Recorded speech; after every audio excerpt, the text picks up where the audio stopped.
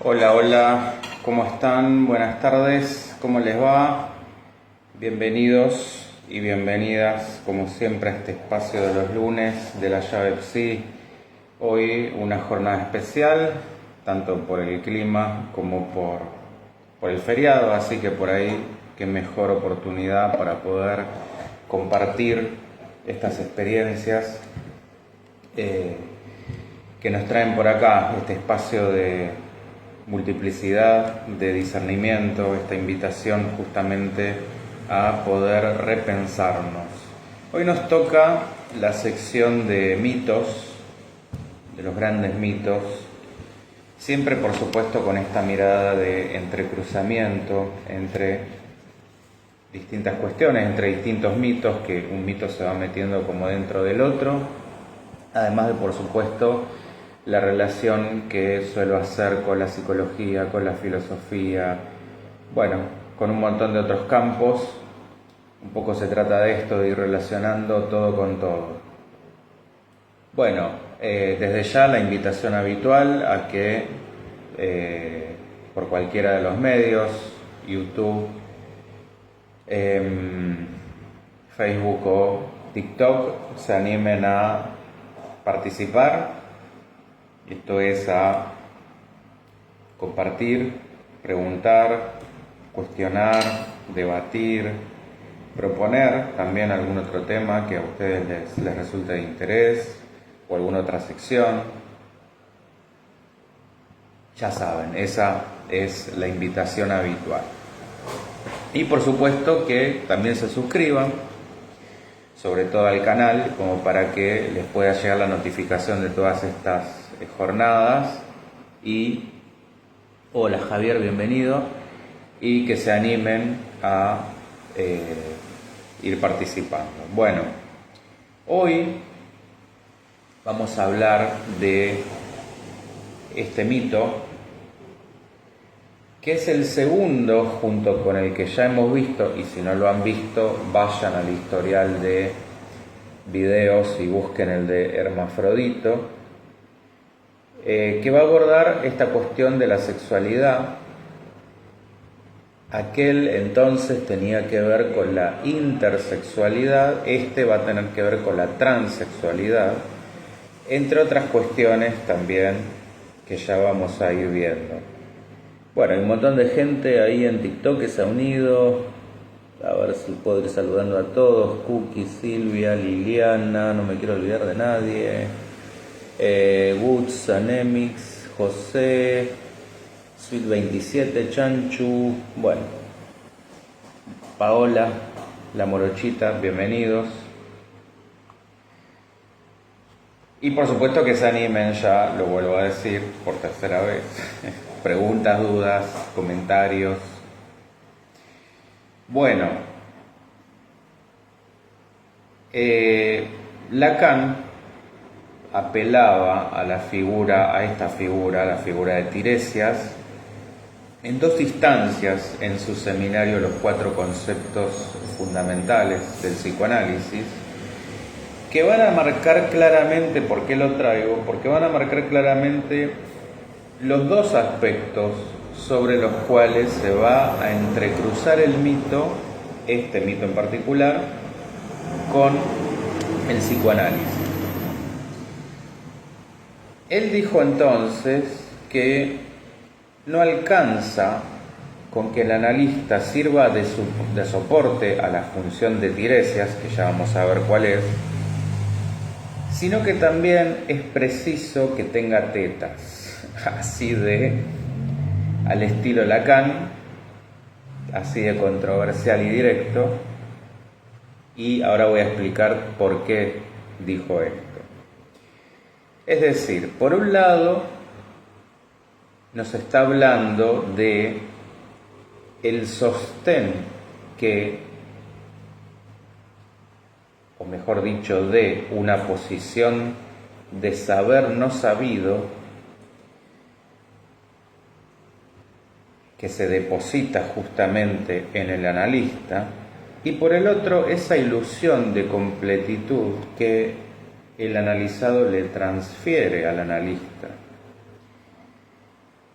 que se supone que va a tener todas las respuestas, va a tener ese saber sabido y va a tener el falo.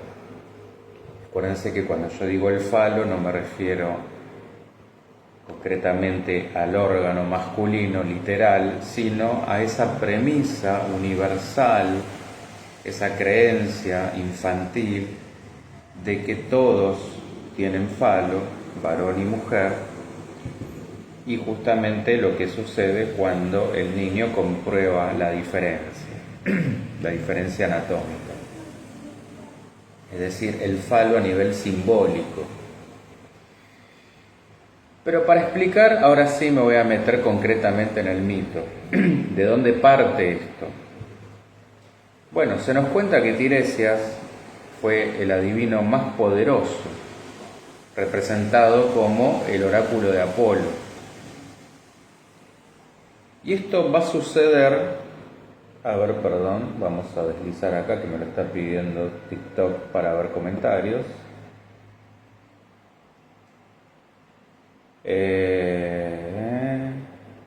Bueno, no, nada, simplemente quienes se han unido, perdón. Entonces yo decía, representado como el oráculo de Apolo, y esto sucede también a partir de dos cuestiones. El primero, o la primera, cuando observa la copulación de dos serpientes mientras paseaba, esto es, mientras paseaba a través de uno de estos montes de Grecia, y lo que hace es, al ver esto, separar a las dos serpientes y mata a la hembra. Como si fuera un hechizo o una maldición, instantáneamente queda convertido en mujer. 7 años después se repite la misma escena, pero esta vez mata al macho y recupera su estado original, su sexo anterior, como si fuera una ruptura de ese encantamiento. Mientras tanto, Zeus y Hera, que eran los dioses justamente del panteón griego, discutían sobre cuál de los dos sexos gozaba más y le preguntan a Tiresias. Y él les contesta que la mujer gozaba 9 veces más, por lo que cobra con esta respuesta todavía mucho más sentido la frase de Lacan en cuanto a aquello que yo les comentaba al principio, a ver por parte del analizado al analista con tetas, es decir, gozando con su completitud en toda su dimensión, como de un saber y de un goce que va más allá del placer.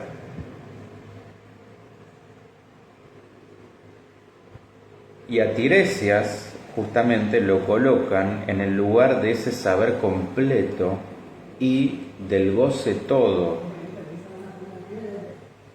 de totalidad. Y por eso es que puede dar respuesta, por eso lo convocan. Este punto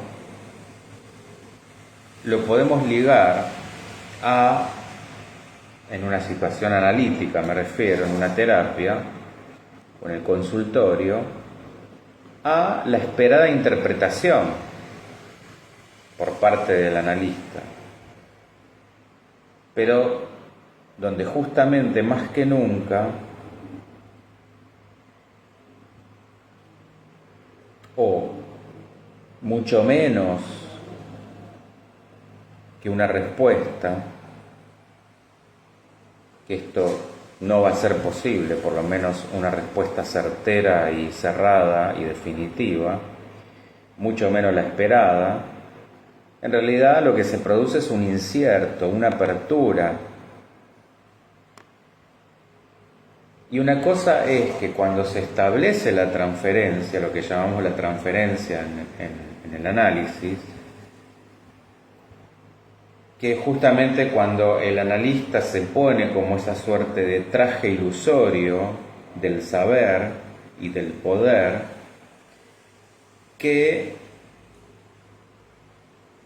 el analizado le brinda para que justamente pueda surgir ese saber de su propio inconsciente y ese poder hacer algo con eso. Hola Ana María, ¿cómo estás? Estoy con el mito de Tiresias. Igual arranqué hace 5 minutos. El otro punto, porque esto era lo que yo decía, lo primero, para hacerte un breve resumen, Ana María,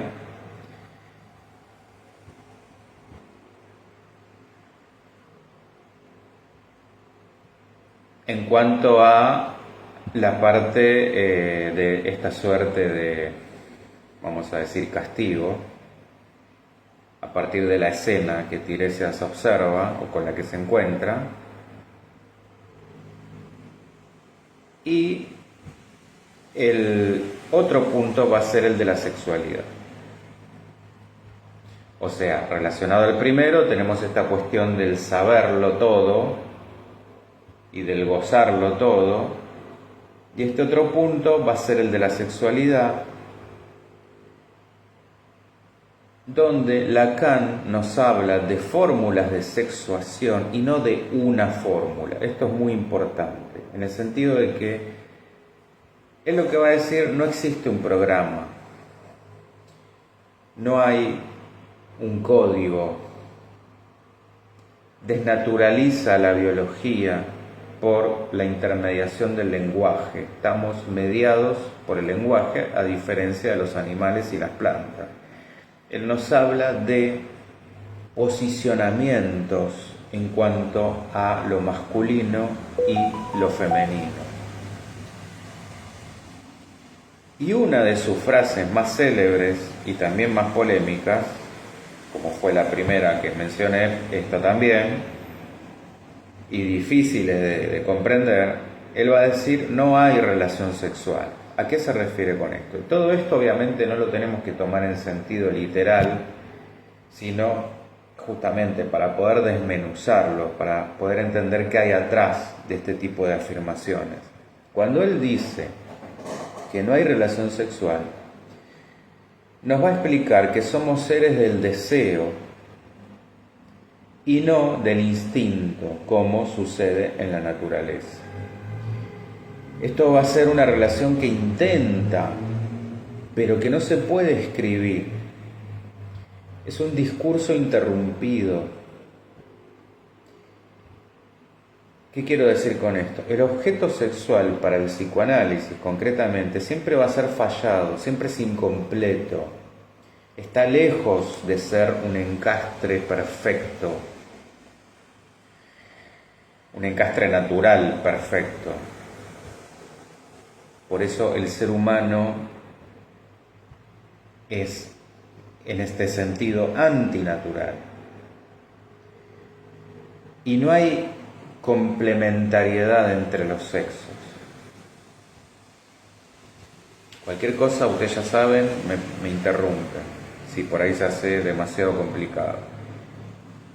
Así, entonces, donde debería haber una definición, encontramos una falla. El objeto es contingente.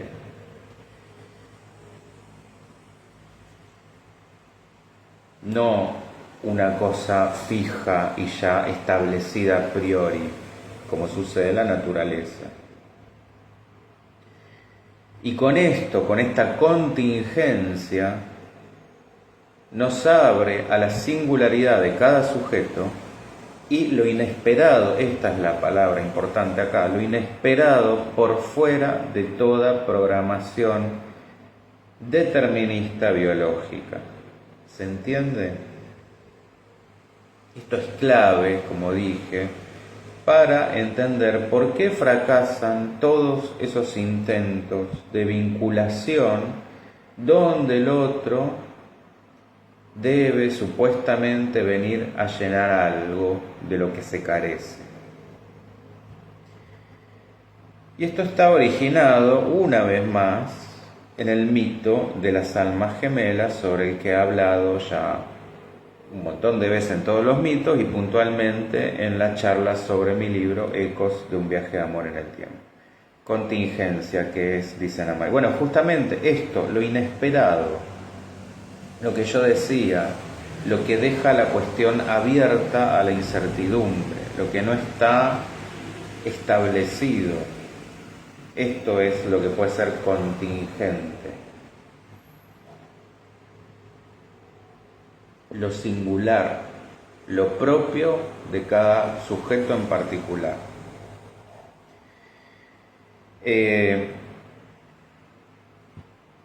Y yo decía entonces, en aquella charla, que Freud descubrió que no hay norma cuando dos cuerpos se encuentran. No hay regla, no hay un manual, no hay un objeto natural. Y lo que reemplaza eso es lo que conocemos como síntoma.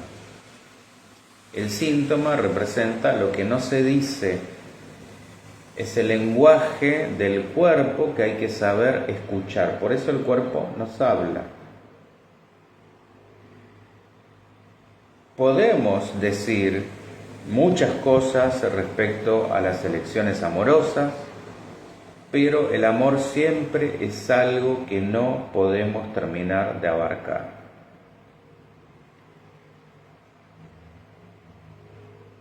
No hay absolutos.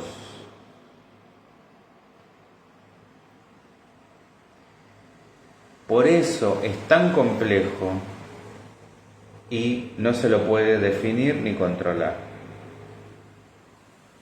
Desmitificar entonces esta idea de amor complementario, porque el amor no complementa nada, no trae paz, esta ilusión de que trae paz y armonía para siempre y por siempre.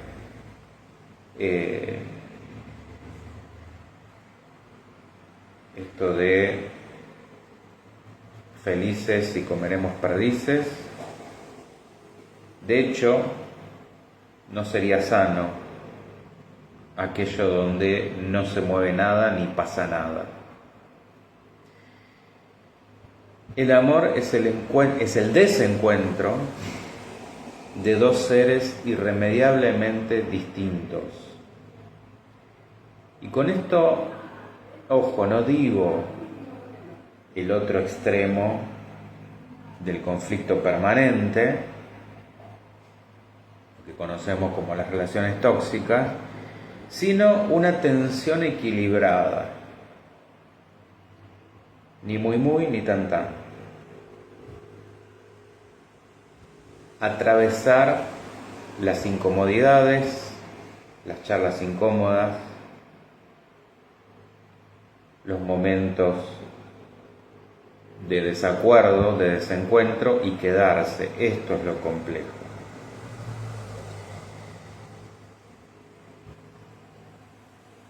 Entendiendo que dos no hacen uno y que el sufrimiento es parte del amor, y como el desencuentro es siempre angustiante, no se puede separar del amor. Porque lo que tenemos hoy en día es que cuando hay angustia, hay desencuentro, por supuesto, pero entonces ya enseguida no va más, hay que cambiar por otro objeto. Es la lógica del mercado. Cambiemos por otro objeto, fantasiemos con que hay otro objeto que funciona mejor, un nuevo modelo más afín con nosotros. Bueno, esta es la paradoja del amor. Uno va en búsqueda del amor para encontrar cierta estabilidad y solidez para el propio ser algo para alguien, ser reconocido, y eso falla. Acá está la cuestión. Y no es que la pareja esté mal, sino que hay algo estructuralmente fallado. Y tiene que ver con que el amor es siempre sintomático, esto que decía del síntoma, porque lo que el otro encuentra en mí no es exactamente yo. Entonces, yo no encuentro demasiada consistencia en eso, sino lo contrario, más bien me desarma. Y por eso me puede angustiar. ¿Se entiende este punto? Esto es fundamental. Yo decía que es paradójico, porque uno cree que va a ser para el otro, que el otro me reconozca, y cuando pasa el tiempo del enamoramiento se van cayendo todas estas máscaras del amor. Y uno se va encontrando que no somos ni tan únicos ni tan especiales, que hay desencuentros, que el otro no completa nada, que nos enfrenta de hecho a la propia falta, que nos vuelve a conectar con el misterio de la vida y por supuesto de la muerte. Ana, exactamente sintomático y dinámico, exacto, tal cual. Es decir, un proceso, ya sea, estamos hablando acá concretamente de un proceso analítico, un proceso terapéutico, una terapia implica poder curarse de la neurosis, asumiendo estructuralmente un cuadro neurótico como tenemos la mayoría. O sea, ¿qué es esto? Tomar posicionarse frente a las decisiones, con sus ganancias y con sus pérdidas, entendiendo que cada decisión implica una ganancia y una pérdida. Asumirlas, y especialmente que el primer reconocimiento venga de uno mismo y no de otro. Invertir acá la ecuación. No estar supeditado a que los otros me reconozcan para validarme, sino empezar reconociéndome para que venga por añadidura el reconocimiento ajeno. Y volviendo a Lacan, él decía que es más loco creerse idéntico a uno mismo que creerse otro. ¿Qué quiere decir esto? Esto es que no sabemos realmente quiénes somos y que el yo teme enfrentarse a la verdad del inconsciente. Entonces, acá tenemos separadas una verdad del yo, quien yo creo ser, esa figura, esa ilusión que me he armado de mí mismo, y quien en verdad soy, que es la verdad del inconsciente, que es lo que va a salir en una terapia y para lo cual es necesario un análisis bien entendido. Y ahí viene la confrontación, el darme cuenta, el asumir y el tomar posición, que por supuesto esta es la parte que duele. Hola, libre espíritu, ¿cómo te va? Tanto tiempo. Saludos. No, no es malo el inconsciente. El inconsciente es, no lo podemos poner en términos de bueno o malo, porque también hay cosas, como dice el arquetipo de la sombra de Jung, hay cosas que ahí han quedado quizá como dones o potencialidades justamente no desarrolladas que han quedado bloqueadas. Pero no quiere decir que sea malo, por eso, todo lo contrario. De hecho, el inconsciente Lo que tenemos que hacer es lograr llevarlo a la conciencia para lograr transformar las cosas que pudieran estar ahí, que no nos estuvieran haciendo bien. Pero no quiere decir que todo lo que esté sea inherentemente malo. ¿Está? Ahora, quiero volver al mito y concretamente al segundo hecho por el que Tiresias fue el adivino más importante. Porque tenemos una versión que nos dice que Hera se enfureció porque Tiresias, ¿se acuerdan esto? Que separó a las serpientes que copulaban y mató a la hembra, por eso su condena a los 7 años de vida como mujer. Y luego Tiresias le da la respuesta sobre el goce femenino que tampoco dejó satisfechos a los dioses. Acá no sabemos si fue a Zeus o a Hera o a ambos, pero lo que sí sabemos es que lo castigaron con la ceguera. Pero en compensación se le dio el don de la profecía. Entonces, tenemos otras versiones. Esta es una. En otra, quizá la más lógica, nos cuentan que era sacerdote de Zeus y que habría revelado ciertos secretitos que no debería, por lo que fue condenado con esto de quedarse ciego. Y también está la versión de Atenea, que era la hija preferida de Zeus, diosa de la justicia y mediadora en los conflictos, en cuya historia vuelve a pesar el costo de la mirada. Y acá nos reencontramos con el mito de Orfeo, si se acuerdan, cuando justamente Hades le había advertido a Eurídice, su pareja, que no mirara hacia atrás,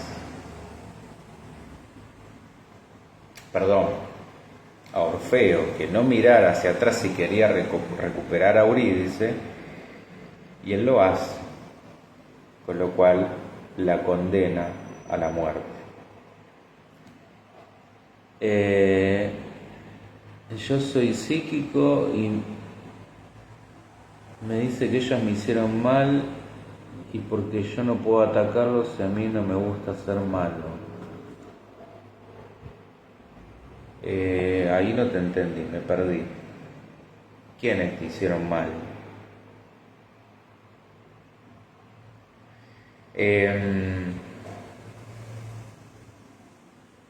De modo que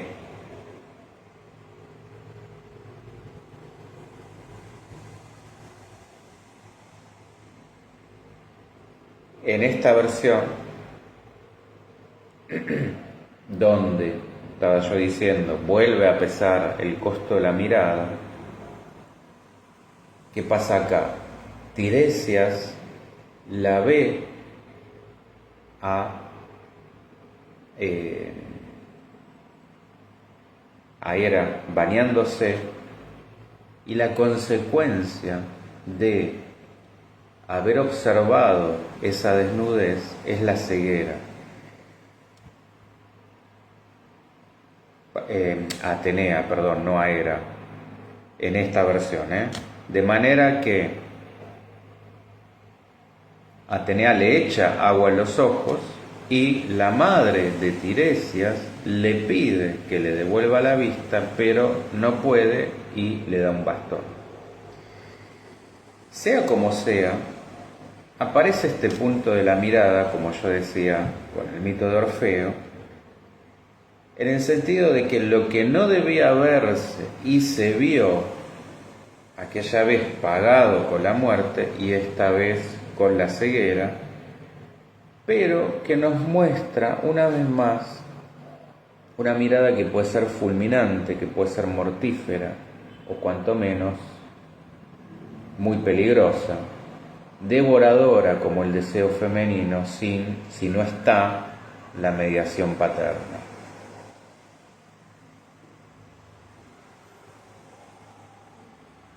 El inconsciente me hace recordar la gente que me hizo daño y él quiere que yo les haga lo mismo, pero eso ya tiene años, pero para todavía sigue siendo ayer para mi inconsciente. Sí, entiendo. Bueno, es que estas cosas están justamente para ser transformadas. En realidad hay una parte ahí que sí, la que vos describís es lo que Freud llama el ello,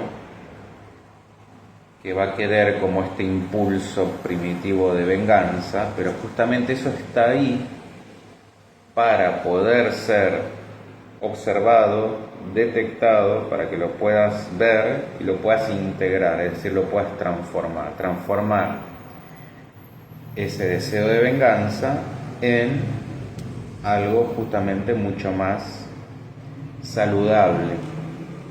Lo que sería, bueno, entender por qué te hicieron daño y hacer algo con eso, hacer algo transformador con eso.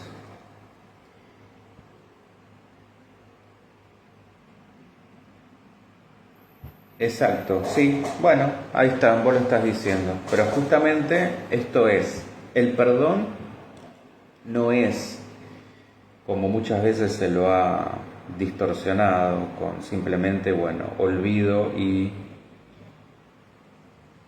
en el sentido de borrón, sino de liberación. ¿Cómo se logra esa liberación? ¿Cómo se logra ese soltar? A partir de entender por qué pasó lo que pasó, es decir, que vos ahora estés en otro lugar, en otra posición, para que eso no suceda nuevamente, y soltar justamente sí a quienes han hecho eso, entendiendo desde dónde lo hacen. No sé si se entiende el punto. Es decir, liberar ese enojo, o más que enojo, para que no te haga mal a vos. Porque al otro, la verdad que si no hace un cambio de conciencia, y esto no lo podemos saber, no le repercute en nada. Este es el punto, ¿está? Pero sí, ahora entendí.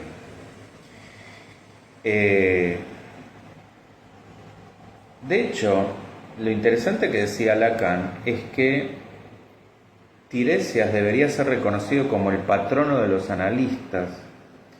¿Por qué? Porque estaba en esa posición de más allá del goce femenino, en ese nudo del real sexual donde hay un agujero angustioso que es, ¿por qué es tal? ¿Por qué digo agujero angustioso? Porque no está asociado a ningún significante que pueda explicar lo que es ser un hombre o lo que es ser una mujer. Y este goce queda por fuera, como ya dije, de la palabra. Es un goce suplementario al goce fálico, que ese sí está inmerso en el discurso. Este otro, en cambio, es imposible de ser dicho. No alcanza el lenguaje. Queda por fuera del sentido y de la lógica. Y esa tensión entre los sexos, por no decir entre los opuestos, pone en evidencia el fracaso de cada uno en la búsqueda de ese complemento, de esa cópula perfecta, como él observó con las serpientes. Y lo que hace el análisis es exhibir ese interjuego entre el significante y la palabra, confrontando a esta última con ese vacío del objeto de goce, ¿no?, que ha quedado perdido para siempre, y desenmascarándolo como síntoma que viene a tapar la falta. ¿Está?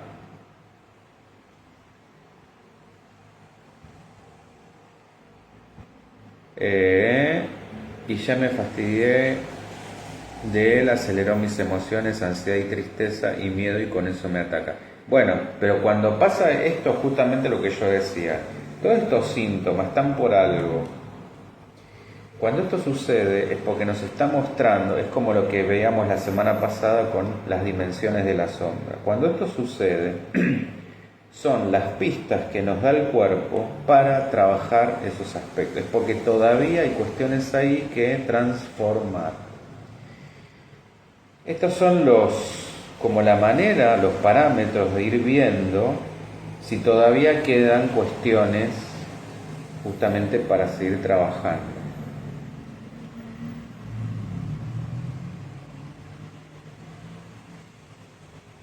Claro, porque si lo que uno hace es taparlo, intentar ponerlo bajo la alfombra, peor, le estamos dando más entidad.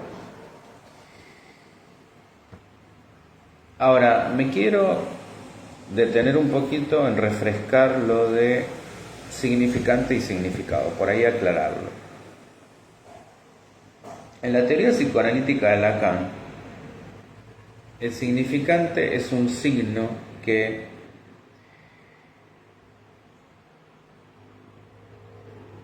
remite a otro signo y que no significa en sí nada.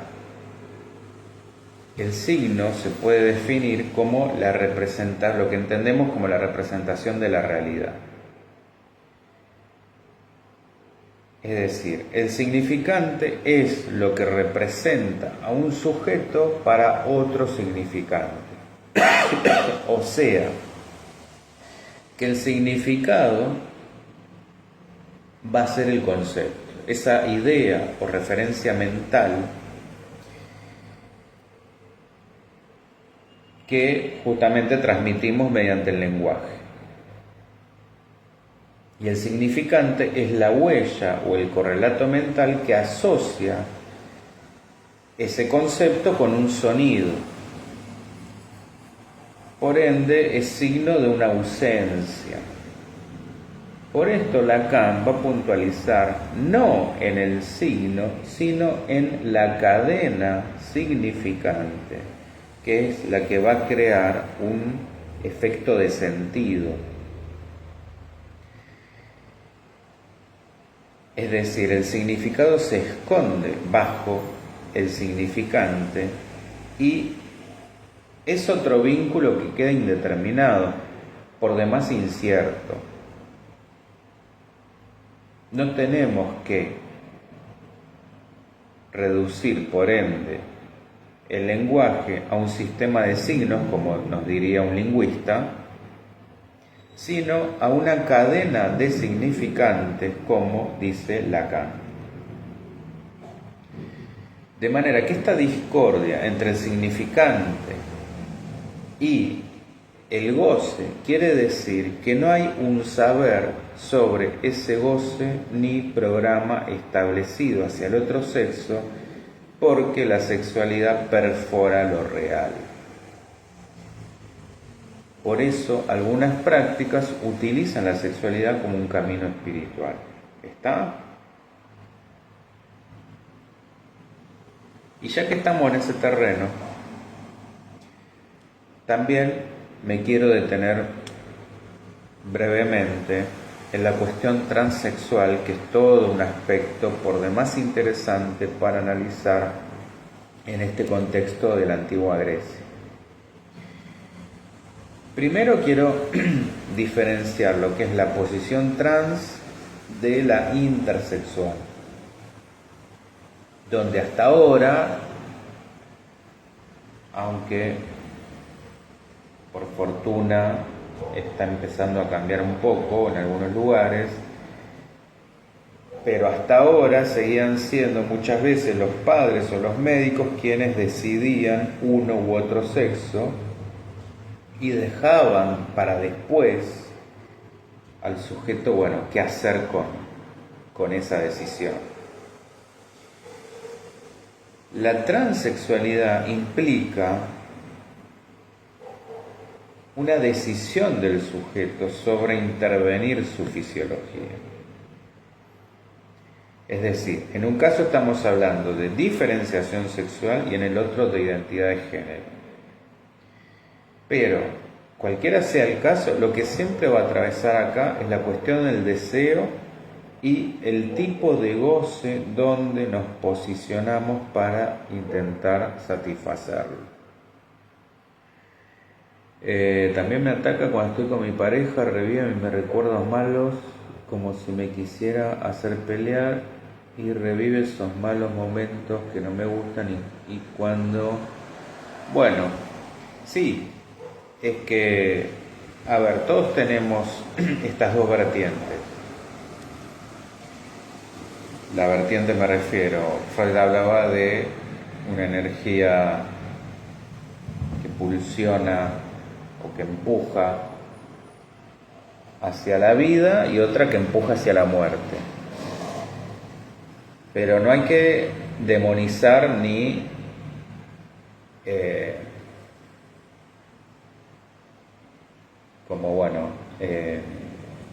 endiosar una y demonizar otra. Justamente esto está para poder ser reconocido, trabajado y a partir de ahí integrado. Esta es la manera de cómo poder hacer algo con eso. Es como tu aspecto maestro, vamos a decir así, o aquellas sombras que hay que poder iluminar, las lecciones que hay que aprender o trascender.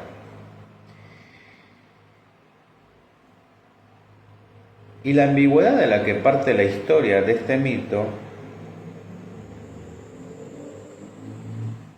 ha querido ser extirpada hasta ahora, borrando el síntoma, en lugar de dejar que el sujeto pueda elegir hacer algo con eso. En los casos intersexuales se viene dando una imposición de significación sexual. A lo que voy con esto es que por cuánta pretensión haya, y lo vuelvo a decir, por cuánta pretensión haya de determinar una cosa o la otra en aras de una supuesta claridad, no hay ni habrá ninguna claridad en la diferencia de los sexos, ni desde los cromosomas, ni desde los genes, ni desde las hormonas, ni desde el cerebro, ni desde la morfología ni desde el género se podrá resolver esta cuestión. Intentos ha habido miles y los seguirá habiendo, proponiendo explicar desde las neurociencias, desde la biología, desde la genética, desde el gobierno, desde la religión, etcétera, etcétera, etcétera. Y lo que ha quedado claro con la visibilización de estos casos es que estamos más allá de una identificación binaria y es desde ese más allá que lo tenemos que abordar, sin pretender un saber absoluto que es imposible. En este nudo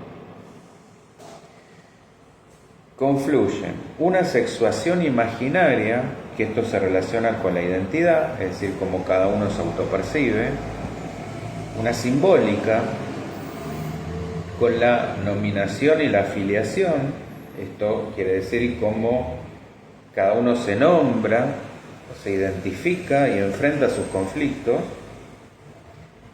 y una real que se vincula con la elección de goce.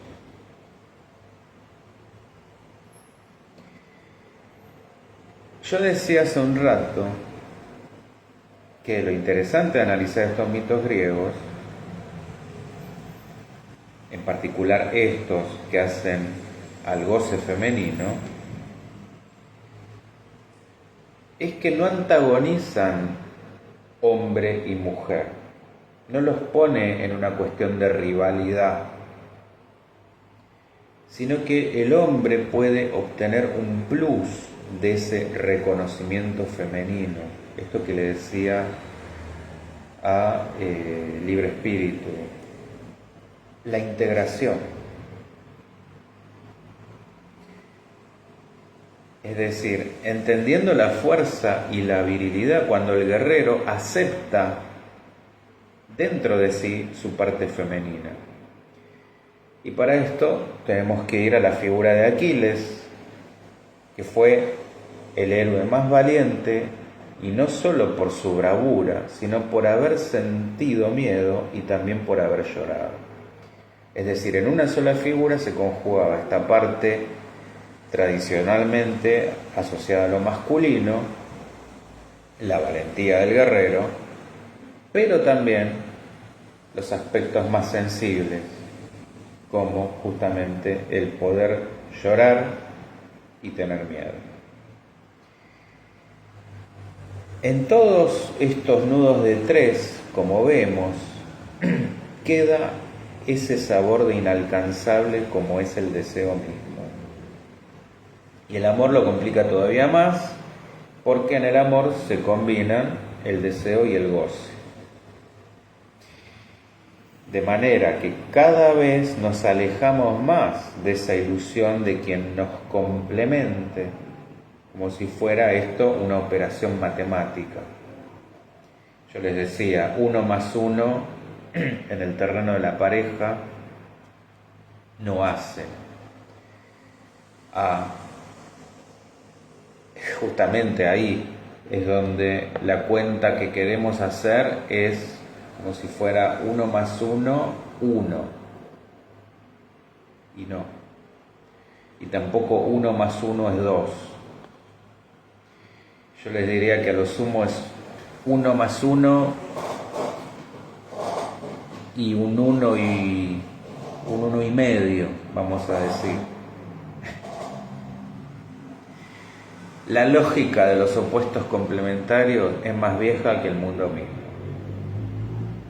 Freud hablaba del rechazo de la feminidad intentando justamente abolir toda pretensión de lógica de los sexos. Y este rechazo guarda que está en ambos, la mujer a través de la envidia del pene y el hombre mediante el rechazo de la pasividad. Paradójicamente, ese mismo rechazo de lo femenino es lo que iguala a los dos sexos, pero por años ha justificado el patriarcado.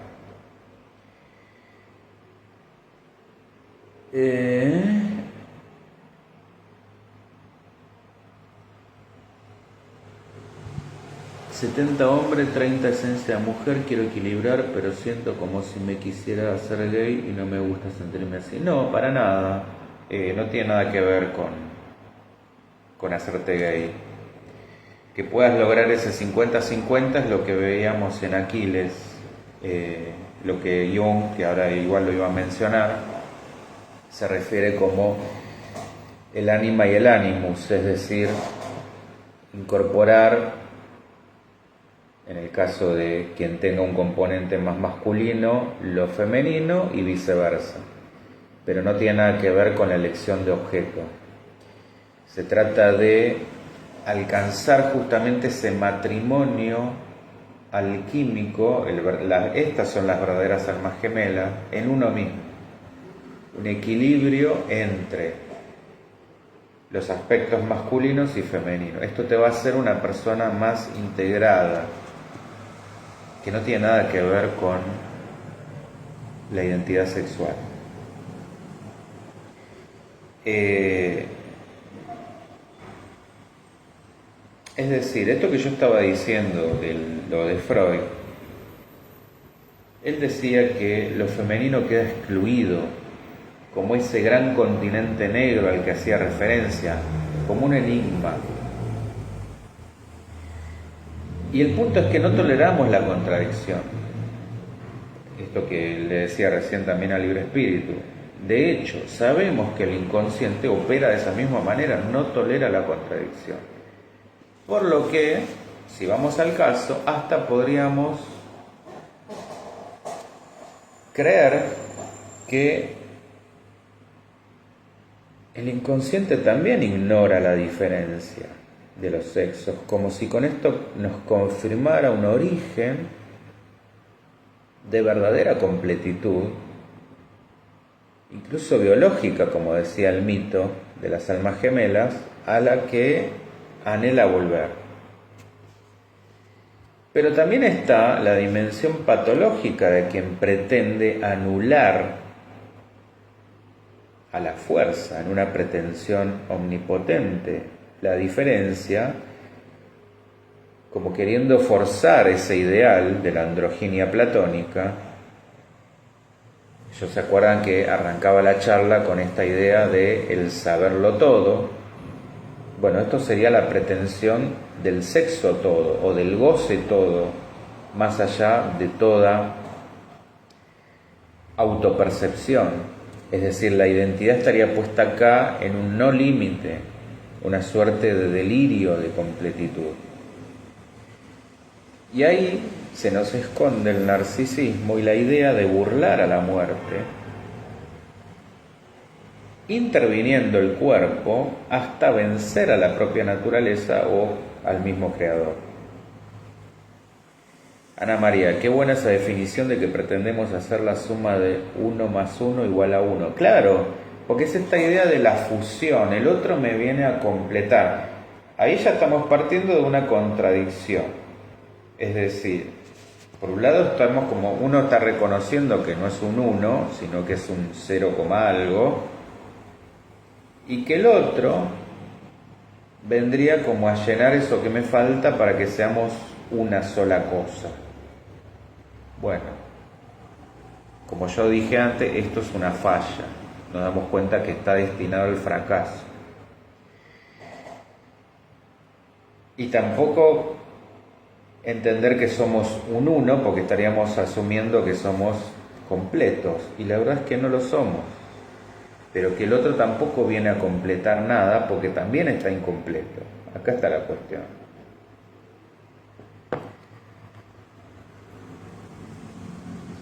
Por ende, no es ni 1 más 1, entonces es un 0, algo más un 0, algo que tampoco llega a ser un 1. Es entender que nos convertimos en una tercera cosa, que no es ni uno ni el otro. Terminamos formando como una tercera entidad que nos incluye, pero que también nos diferencia. Y ahí está la riqueza. Es que justamente a partir de ese otro pueda reconocer mi propia falencia y el otro lo mismo, y así todo acompañarnos, porque es más grato, pero no mucho más que eso.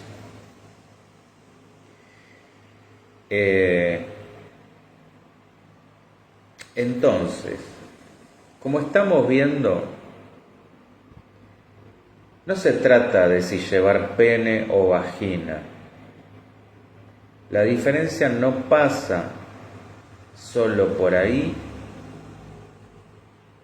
o por ahí, sino cómo cada uno se para en relación con la diferencia sexual. Una diferencia que no se encuentra por fuera de lo anatómico. O sea, lo único que realmente nos distingue es lo anatómico. El resto, como yo les dije, no hay un cerebro de hombre, un cerebro de mujer, no están los genes, no está en cualquier ámbito donde lo queramos justificar. Libre espíritu, y cuando llegue a ser uno, ¿qué sería yo? Bueno, el punto es que tampoco llegamos a eso. La idea es tratar de ir llegando hacia eso. ¿Qué quiero decir? No hay una cosa tal como hombres y mujeres puros para Freud, ni biológica ni psicológicamente. sino con el lugar en el que cada uno se ubica. Lo que Lacan llama sexuación es a estos posicionamientos, que es algo distinto, pero que por supuesto tiene que ver con la identidad sexual. ¿Y por qué digo distinto? Porque nos habla de fórmulas. Lacan apeló a fórmulas de sexuación, por lo que el hombre se agota en el goce fálico. Esto es complejo, pero voy a tratar de explicarlo de la manera más simple posible. De acá sale la famosa frase de que los hombres son todos iguales, porque él, apelando a las proposiciones, las famosas proposiciones aristotélicas, llega como esta cuestión de que son todos iguales menos uno, como el mito de Tótem y Tabú, lo pueden buscar también en el historial de YouTube, pero justamente la excepción es la que confirma la regla. O sea, de acá sale esto que todos los hombres son iguales, porque todos los hombres encuentran una forma de goce igual. Y por el contrario, las mujeres son todas singulares, porque ninguna goza de la misma manera. Si bien todas pasaron por la castración, no significa que todas estén castradas. Acá tenemos una paradoja que las deja como un conjunto abierto, indescifrable. Por eso, lo del enigma de la sexualidad femenina y lo del goce femenino. Por eso el goce femenino puede ser voraz, insaciable,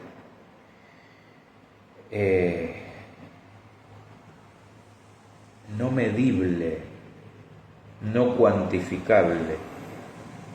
Por eso pueden ser multiorgásmicas.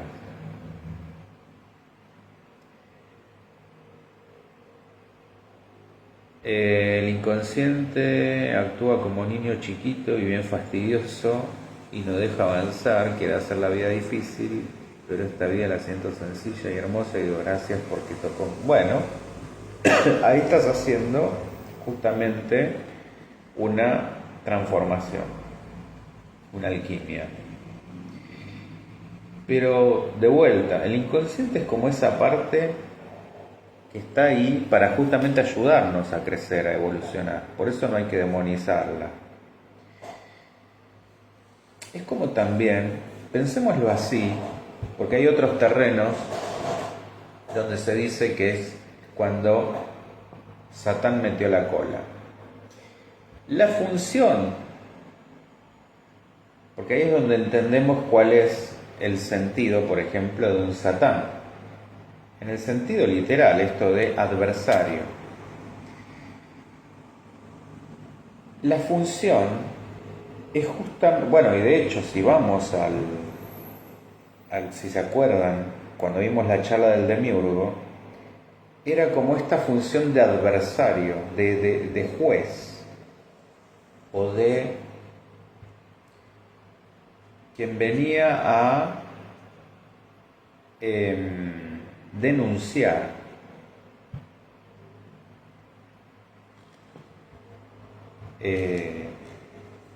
a alcahuetear de alguna manera, a poner en evidencia. Entonces esto es una función que viene a marcar lo que hay que corregir y no necesariamente con esta cuestión de la malicia, entendida como el mal. ¿Está? Eso ya tiene que ver más con nosotros, o el uso que hacemos nosotros. Entonces, a fin de cuentas, se trata de que escapemos a toda determinación atributiva, biológica, asignada, determinada, a todo lo que pueda alienar la libertad de un apropiamiento consciente, porque incluso en lo genético hay aspectos singulares y todavía la mayor parte del ADN lo desconocemos y lo tildamos de basura. La metamorfosis, que es un tema recurrente como venimos viendo en los mitos, la podemos asociar a la alquimia. Esto que le decía de vuelta recién a Libre Espíritu, es esto de la capacidad de transformación y reinvención. Y al arquetipo ánima y animus que ya había mencionado de Jung, que es la conciliación de los opuestos en uno mismo y no esa espera romantizada de un ideal que no existe. El príncipe azul o la princesa. Cuando Tiresias se vuelve a encontrar con la serpiente 7 años después, yo les contaba que ahora mata al macho, con lo que se cierra el círculo. Esto es como decir, equilibra el karma y recupera su estado original, pero habiendo hecho cuerpo la feminidad, es decir, integrando el haber vivido 7 años como mujer. No, esto no pasó, fingimos demencia. Y esto es un simbolismo de su parte animus, que es la parte masculina. Es decir, habiendo integrado su personalidad, perdón que cada cierto tiempo o cada una hora me parece que tengo que decirle a TikTok que sigo, ya está. Su parte ánima, perdón, que sería la parte femenina, habiéndola integrado a su personalidad, lo que es también una alegoría del viaje del héroe, que hemos hablado también sobre eso en otra charla, que emprende Tiresias y cómo retorna el mismo pero otro, distinto. Y no me quiero olvidar del asunto de la clarividencia. Acuérdense que en el mito yo les decía, por su osadía de haber dicho que la mujer gozaba más, o si nos quedamos con la otra versión, de haberla visto desnuda, a Atenea, de alguna manera es castigado, pero también dentro del castigo compensado. La clarividencia guarda puntos muy importantes porque el hecho de que se haya originado como un castigo de Hera por verla desnuda, ya sea si nos quedamos con la versión de Hera o con la versión de Atenea, no importa el caso, estamos hablando de una insolencia de un mortal para con un dios. Y hay muchos textos sagrados que nos hablan de una ceguera al ver a los dioses, que no los podemos ver justamente porque nos dejarían ciegos por su resplandecencia. Esto lo podemos asociar como mirar de frente al sol, que tiene que ver con un sentido de la diferencia de energía, de frecuencia, como que nuestros ojos 3D no están capacitados para poder mirar nuestros ojos biológicos, pero sí los ojos clarividentes. Acá está el punto.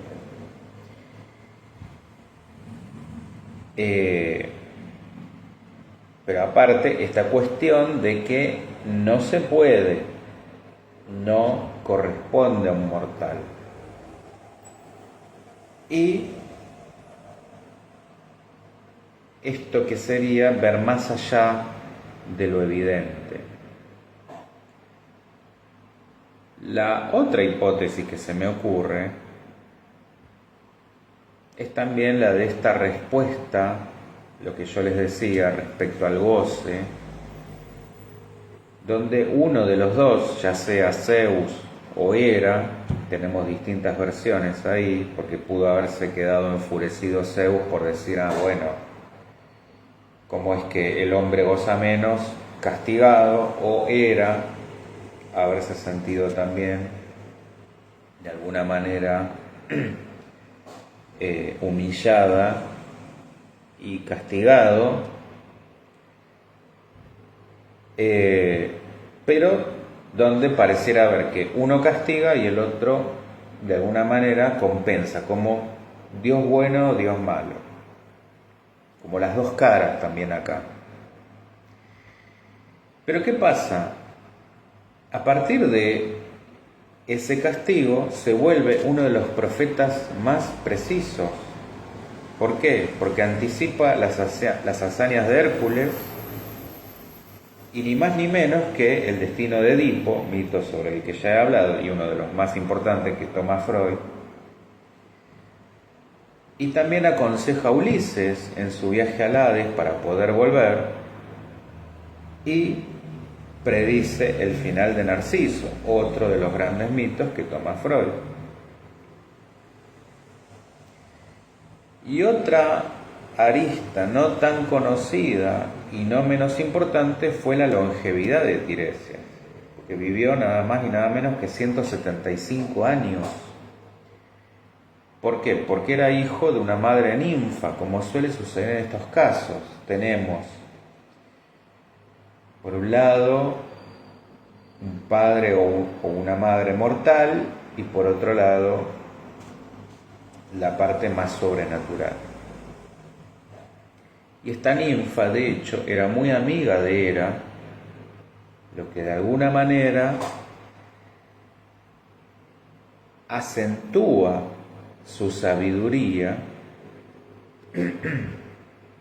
Y esta es otra parte que también podemos enlazar con el arquetipo del sabio, del viejo sabio. Fíjense que de hecho la imagen que tenemos de Tiresias, la que yo puse en el flyer, es bastante parecida a la que aparece como la del arquetipo del viejo sabio. Y por todo lo dicho, con esta parte de su transexualismo, se volvió un símbolo muy importante para la diversidad sexual. Y además de Lacan, que como ya dije, lo enaltecía como patrón o patrono del psicoanálisis, por supuesto que Jung estaría bastante de acuerdo en reconocerlo por todas estas cuestiones de integración de distintos arquetipos. Otra asociación interesante es la de la ceguera con la evidencia y la posibilidad de poder penetrar mundos que nos serían inaccesibles desde nuestro estado ordinario de conciencia. Fíjense lo interesante acá, que abrir los ojos es sinónimo de estar despiertos en la vigilia, pero paradójicamente dormidos al velo invisible. Y como dijo Cortázar, toda mi clarividencia se torna ignorancia en la vigilia. Es decir, queda dormida en lo visible, pero despierta en el sueño, en el inconsciente. Por eso yo decía, en respuesta a esto del chat, el inconsciente es la puerta para conocernos y necesariamente por donde tenemos que ir para poder avanzar y transformarnos. Es la vía. Y mucho más el sueño, como decía Freud, el sueño es la vía regia al inconsciente. Pero nos zafamos de ahí.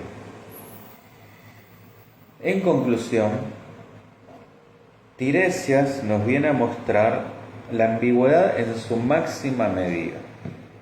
Por un lado, este saber que no puede saberse completo, no nos podemos saber, no nos podemos terminar de conocer, esto que le decía Ana, no llegamos a ser uno, es lo que decía Lacan, que justamente sería una locura entender que ese uno mismo coincide con nuestra idea de lo que somos, y esto incluye el saber sexual. El famoso conócete a ti mismo y conocerás el mundo del oráculo de Delfos también tiene sus límites. Hay saberes sobre los cuales el discurso que nos ata a este mundo no nos permite llegar, al menos por ahora, mientras estemos sometidos por un lenguaje que nos habla y que nos precede, que nos ha precedido desde antes que viniéramos a este mundo. Una vez más, la integración de los opuestos, pero dejando un final abierto, inacabado, que permita continuar en un espiral infinito. Y la evidencia como otra ambigüedad que lo ubica a Tiresias entre hombre y Dios, como mensajero entre mundos, burlando los límites mortales, pero al mismo tiempo sujeto a las leyes cósmicas, a las leyes de los dioses. ¿Estamos? ¿Se ha entendido? ¿Dudas, preguntas, comentarios?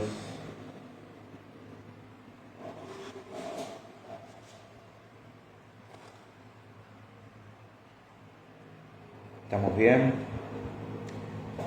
Bueno, muchísimas gracias a quienes un día como hoy se han sumado por cualquiera de los medios, YouTube,